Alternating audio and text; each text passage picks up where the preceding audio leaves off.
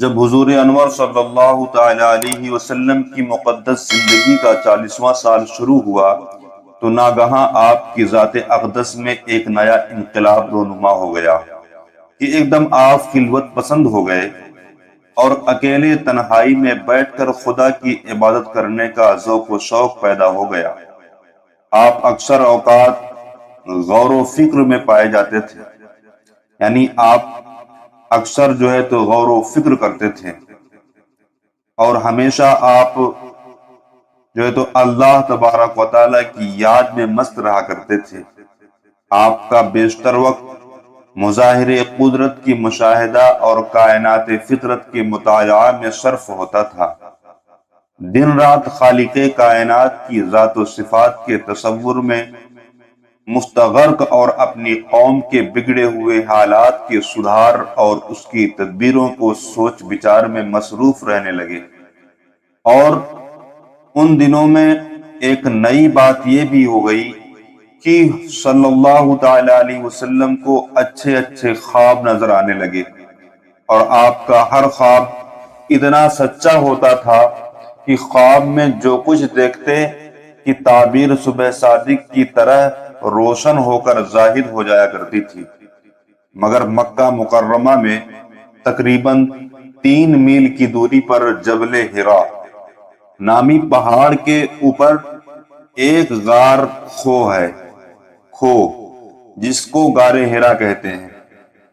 آپ اکثر کئی دنوں تک کھانا پانی ساتھ لے کر اس غار کے پرسکون ماحول کے اندر خدا کی عبادت میں مصروف رہا کرتے تھے۔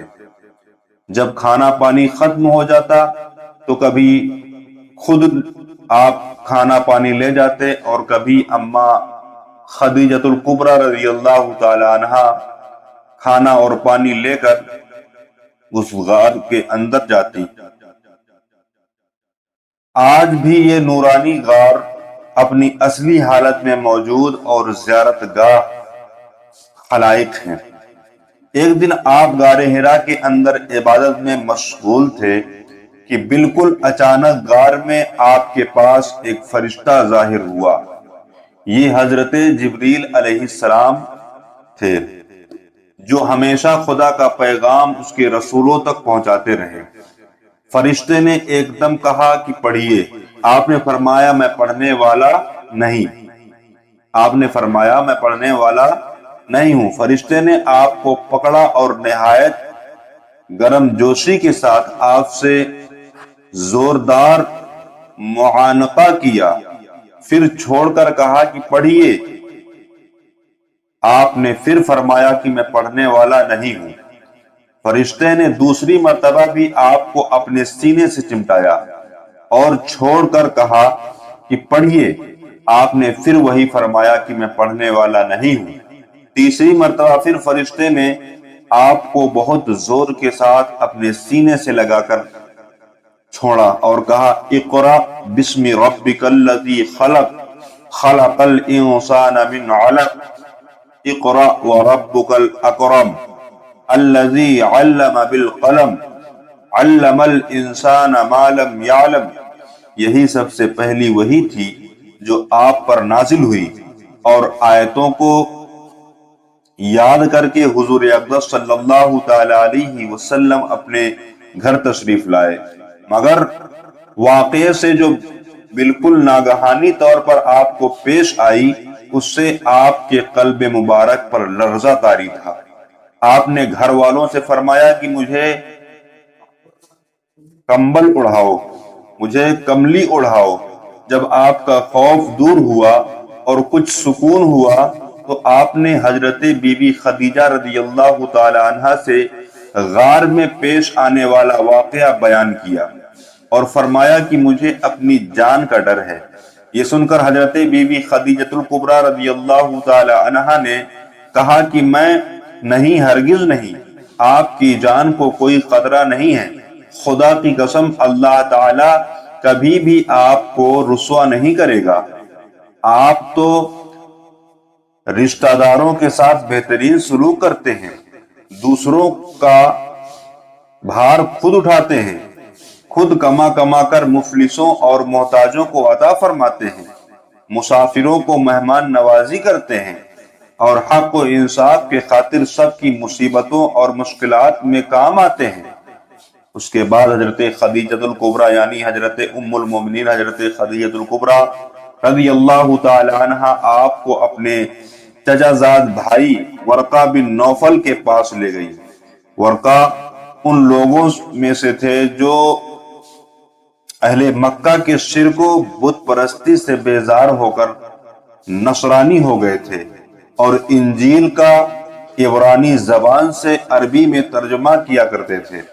بہت بوڑھے اور نابینا ہو چکے تھے۔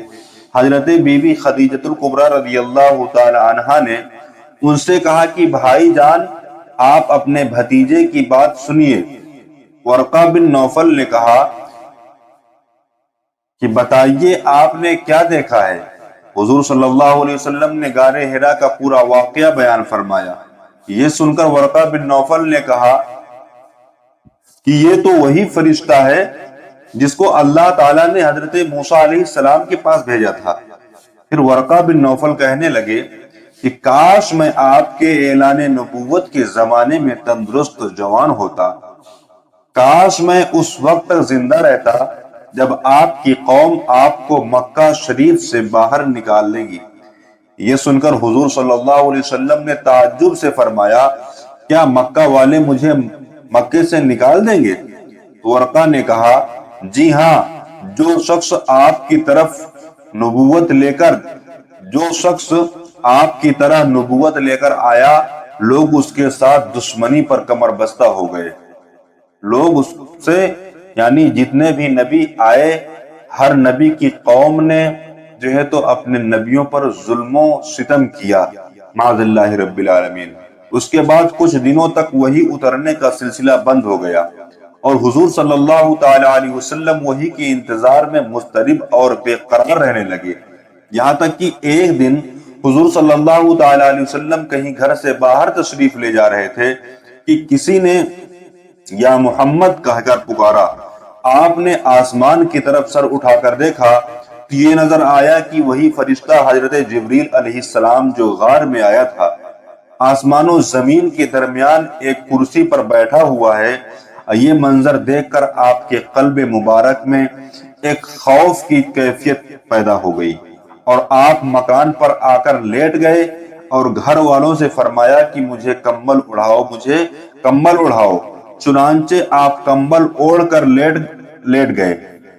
اسے بالا پوش اڑھانے والے یعنی اے بالا پوش اڑھانے والے، کھڑے ہو جاؤ، پھر ڈر سناؤ اور اپنے رب ہی کی بڑائی بولو، اور اپنے کپڑے پاک رکھو اور بتوں سے دور رہو۔ ناظرین، یہ تھی دوسری وحی، اللہ کے رسول صلی اللہ تعالی علیہ وسلم پر نازل ہونے والی۔ ان آیات کے نزول کے بعد حضور صلی اللہ تعالی علیہ وسلم کی خداوند قدوس نے دعوت اسلام کے منصب پر مامور فرما دیا، اور آپ خداوند تعالیٰ کے حکم کے مطابق دعوت حق اور تبلیغ اسلام کے لیے کمر بستہ ہو گئے۔ 3 برس تک حضور اقدس صلی اللہ تعالی علیہ وسلم انتہائی پوشیدہ طور پر نہایت رازداری کے ساتھ اسلام کی تبلیغ کا فریضہ ادا فرماتے رہے، اور اس درمیان میں عورتوں میں سب سے پہلے حضرت بی بی خدیجہ رضی اللہ تعالی عنہا، اور آزاد مردوں میں سب سے پہلے حضرت ابو بکر صدیق رضی اللہ تعالی عنہ، اور لڑکوں میں سب سے پہلے حضرت مولائے کائنات علی کرم اللہ تعالی وجہ الکریم، اور غلاموں میں سب سے پہلے حضرت زید بن حارثہ رضی اللہ تعالی عنہ ایمان لائے۔ پھر حضرت ابو بکر صدیق رضی اللہ تعالی عنہ کی دعوت و تبلیغ سے حضرت عثمان، حضرت زبیر بن عوام، حضرت عبد الرحمن بن عوف، حضرت سعد بن ابی وقاص، حضرت طلحہ بن عبداللہ، عبید اللہ رضی اللہ تعالی عنہ بھی جلدی دامن اسلام میں آ گئے۔ پھر چند دنوں کے بعد حضرت ابو عبیدہ بن جراح، حضرت ابو سلمہ عبد الرحمن بن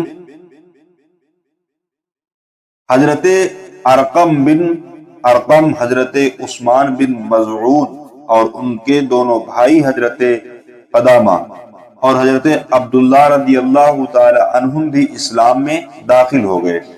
پھر کچھ مدت کے بعد حضرت ابو ذر غفاری رضی اللہ تعالی عنہ، حضرت عبیدہ بن حارث اور بن عبد المطلب، سعید بن زید بن نفیل اور ان کی بیوی فاطمہ بنت خطاب، حضرت عمر رضی اللہ تعالی عنہ کی بہن رضی اللہ تعالی عنہ نے بھی اسلام قبول کر لیا، اور حضور کے چچی حضرت ام الفضل، حضرت عباس بن عبد المطلب کی بیوی اور حضرت اسماء بنت ابو بکر بھی مسلمان ہو گئی۔ ان کے علاوہ دوسرے بہت سے مردوں اور عورتوں نے بھی اسلام لانے کا شرف حاصل کیا۔ واضح ہے کہ سب سے پہلے اسلام لانے والے جو سابقین اولین کے لقب سے سرفراز ہیں، ان خوش نصیبوں کی فہرست پر نظر ڈالنے سے پتہ چلتا ہے کہ سب سے پہلے دامن اسلام میں آنے والے وہی لوگ ہیں جو پہلے دین حق کی تلاش میں سرگرداں تھے اور کفار مکہ کے شرک و بت پرستی سے، مشرکانہ رسوم اور جاہلیت سے بیزار تھے۔ چنانچہ نبی برحق کے دامن میں دین حق کی تجلی دیکھتے ہیں۔ یہ نیک بخت لوگ پروانوں کی طرح شمع نبوت پر نثار ہونے لگے اور مشرف با اسلام ہو گئے۔